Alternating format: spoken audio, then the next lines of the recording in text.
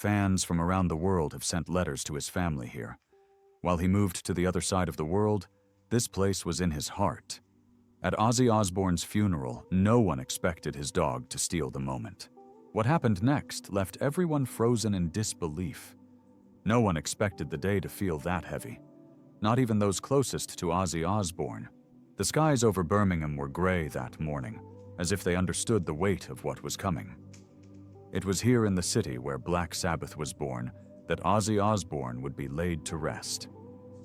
Fans had lined the streets hours before the hearse began its slow procession through Broad Street. Some were singing, some were in silence. Others just stood there, eyes red, trying to take in the final goodbye to the man who had given them a sound, a language, and a kind of chaotic comfort. Ozzy Osbourne, the Prince of Darkness, was going home. And everyone knew this was about an era, a whole world, that was slowly fading with him. What made it even more emotional wasn't just Ozzy's presence, or rather his absence. It was what happened around him. Ozzy, how proud are you of Sharon? I can't believe it myself. She's just amazing. Sharon Osbourne arrived early, supported by Kelly and Jack. Her eyes were hidden behind dark glasses, but her hand stayed close to the side of the casket, as if letting go might cause everything to collapse. Kelly looked drained, as if the weight of it all had finally pushed her beyond tears. Jack stood near them, more serious than anyone had seen him in years. He nodded occasionally, acknowledging familiar faces, but mostly stayed silent. Rocky's name wasn't said out loud, but in that space, his absence was felt. The little Pomeranian had been more than just a pet. He'd been a kind of emotional anchor for Ozzy, especially during his long battles with illness and pain. When Rocky died in 2024, something shifted in Ozzy.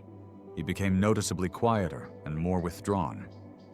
To be honest with you, I felt death would have been a welcome gift. Few people knew that Ozzy had kept Rocky's ashes in a wooden urn in his music room. It was a private space, but that spot meant something to him. He once told Sharon, "If they ever put me in the ground, put him in there too." And she remembered. Earlier that morning in Buckinghamshire, before the final prayers were said, she'd quietly honored that request. A small velvet pouch carrying Rocky's ashes was placed with Ozzy, just as he'd asked. But that wasn't the part that shocked everyone. Just before the church service began, a soft stir near the front row caught people's attention. It was a dog. Bugsy, the badly burned rescue pup Ozzy and Sharon had taken in just months before Rocky died. Bugsy had never been meant to attend the funeral. Sharon had arranged for him to stay at home with Jack's wife, but somehow through confusion, or maybe instinct, the little mutt had ended up in Birmingham. Jack later admitted they found him already in the back seat of one of the family cars. Nobody knew how he'd gotten there, but it felt wrong to turn him away. Bugsy had grown close to Ozzy, not the same way Rocky had, but in his own way, physically supported by their kids. Jack Kelly and Amy, Ozzy's widow, broke down in tears as she laid flowers at Black Sabbath Bridge. He'd sit beside him on the couch during treatments, follow him from room to room, even sleep at the foot of his bed when Ozzy had bad nights. Sharon would often say, "He doesn't just like you, he guards you." Ozzy used to laugh, pat his head, and call him the little devil with good timing. Now in the church, surrounded by candles and flowers and the weight of finality, Bugsy started pulling at his leash. The moment the lid was opened briefly for family viewing, Bugsy slipped away from Kelly's grip, and what happened next didn't make sense. Not at first. He trotted calmly, almost like he knew where he was going. People parted for him not because they were told to, but because something about that moment told them not to interfere. The music had stopped. The priest looked over but said nothing. Sharon's lips trembled. Bugsy jumped. He climbed gently onto the coffin paws, resting on the smooth wood nose, twitching. Then slowly, he laid his head down, pressing it right against the edge, right where Ozzy's chest would have been. Kelly gasped. One of the musicians dropped a pick, but no one said a word. It wasn't clear whether Bugsy understood what he was doing, but he didn't move. For over a minute, he just lay there, head down, eyes half closed. That alone would have been enough to stir emotions. But what happened after caught even Sharon off guard. The dog made a sound, a kind of low, long sigh. And then something changed in the air, and that was where everything started to shift. It wasn't clear who noticed it first. Maybe it was the security guard near the side door, or the funeral director standing just off the altar. A few guests turned their heads slowly, unsure of what they were witnessing. Bugsy, still lying on the casket, had begun to tremble, not out of fear or nerves. It was subtle, almost rhythmic. His chest moved in a strange way, his ears perked, and his head tilted slightly to the side. The sound he made wasn't quite a growl, but it wasn't peaceful either. It was like he was sensing something or someone. Sharon stood frozen, her hand still gripping a tissue. Her eyes narrowed, watching him. But right now, right here today, I'm fucking great. She leaned slightly toward Jack, whispering something too soft to be heard. Jack glanced at the coffin, then back at his mother. He shrugged, but even he looked unsettled. A faint breeze passed through the church. It was odd considering the windows were shut, the doors sealed tight. The candles on the front altar flickered just once, then went still again. Someone in the back murmured something about animals feeling things before we do, but it was just background noise. Everyone's focus was still on the dog. Bugsy lifted his head, his eyes locked onto something no one else could see. Then he did something unexpected. He let out a soft, short bark sharp enough to echo off the stone walls. And then he looked behind him, straight toward the empty aisle. That was when the tension in the room shifted. People didn't say it aloud, but something was different. Sharon stepped forward, gently reaching for Bugsy. "Come on, love," she whispered. "Let's get down, yeah." But Bugsy didn't move. Instead, he turned back toward the coffin and again placed his head down. This time he stayed still, completely still. The priest finally stepped up. "We'll begin," he said softly, as though unsure if he was interrupting something sacred. Sharon hesitated, then gave a slight nod. The service began with a reading from Kelly, who struggled to keep her voice even. She spoke of her father's humor, his love for strange movies, his obsession with crime documentaries, and his soft spot for animals. When she mentioned Rocky, her voice cracked. When she spoke about Bugsy, her eyes glanced down at the dog still resting on the coffin. He hadn't moved. After Kelly came Jack. His speech was more composed, but his hands were clenched tight at the podium. He talked about the public side of Ozzy, the rock legend, the wild man, and the performer who made history. But he also shared little things about how Ozzy still asked for beans on toast every other morning, how he kept a VHS of The Exorcist in a drawer, even though he hadn't watched it in years, how he once bought 4 copies of the same dog toy, just so Rocky wouldn't miss it if it got lost. That drew a few smiles, even laughter. But again, the atmosphere never fully lightened. Then came Sharon. Her voice didn't shake. Her expression didn't change. But the words carried more weight than anything else that had been said. He was chaos, and I loved him because of it. Not in spite of it, she paused. And through everything, the madness, the tours, the hospitals, the highs, and the very lows, there were always a few constants.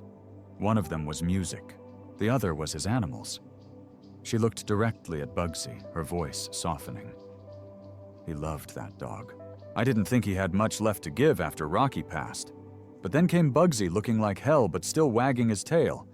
And Ozzy said that one gets it. He's got fight in him. And from that day they were bonded. I don't know what he sees now. I don't know if he hears something we don't, but if he does, I trust it. There was a long silence after she spoke. When the final song played, Bugsy stood up. He looked around again like he was listening for something. His ears twitched. His head tilted one more time. Then he let out another strange sound, as if mourning, and as if responding to something beyond the walls. That sound broke something in the room. Sharon's shoulders dropped. Kelly lowered her head. Even the priest paused mid-blessing. Bugsy finally stepped down from the coffin. Jack reached out for him, but he didn't need to. The dog walked slowly back to the front row and curled up beneath Sharon's chair. No one said it aloud, but almost everyone who sat in that room would later say it was like Bugsy knew when to let go, as if he'd been waiting for something, some kind of sign. And whatever that sign was, it had come and gone. Outside fans still lined the streets, holding up signs, shirts, and old records. Some had even brought candles and left them near the Black Sabbath bench.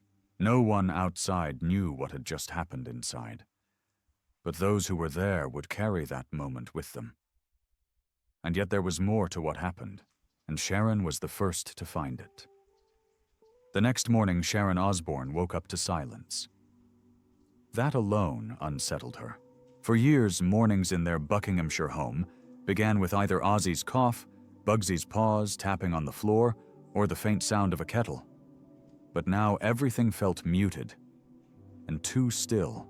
She walked downstairs slowly. Bugsy was already up, sitting beside the glass door that looked out onto the garden.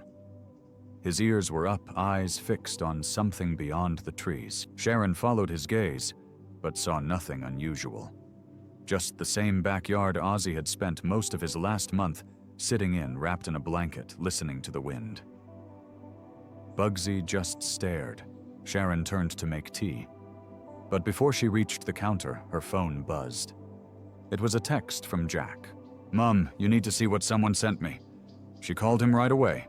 He sent the video without much delay. It had come from one of the private photographers they hired for the funeral. Sharon opened the video, not sure what to expect. It showed the moment Bugsy had jumped onto the coffin. She remembered it clearly. But this angle was different. It was closer. The camera caught every second of Bugsy's face, the rise and fall of his chest, the look in his eyes. Then came the moment when the dog tilted his head and made that strange sound. Sharon had remembered it as emotional. But the video caught something else, a flicker. Behind Bugsy, for just a second, there was a shift in the air near the altar. A faint distortion like heat rising off pavement, but it wasn't near a candle or light source. Sharon paused the video, rewound it, and played it again. Sharon stared at the screen, the tea now forgotten. She zoomed in, but the image pixelated. Then the feeling crept in slowly. It felt like something they hadn't been able to explain had been present in that room. She didn't say anything to Jack right away. She wanted time to think, time to understand. Later that afternoon, she sat down in Ozzy's old music room. The house staff had left it untouched. His guitars were still hanging on the walls. One of his worn hats still hung on the coat rack. In the far corner sat the small shrine he'd kept for Rocky. Sharon sat in his old chair.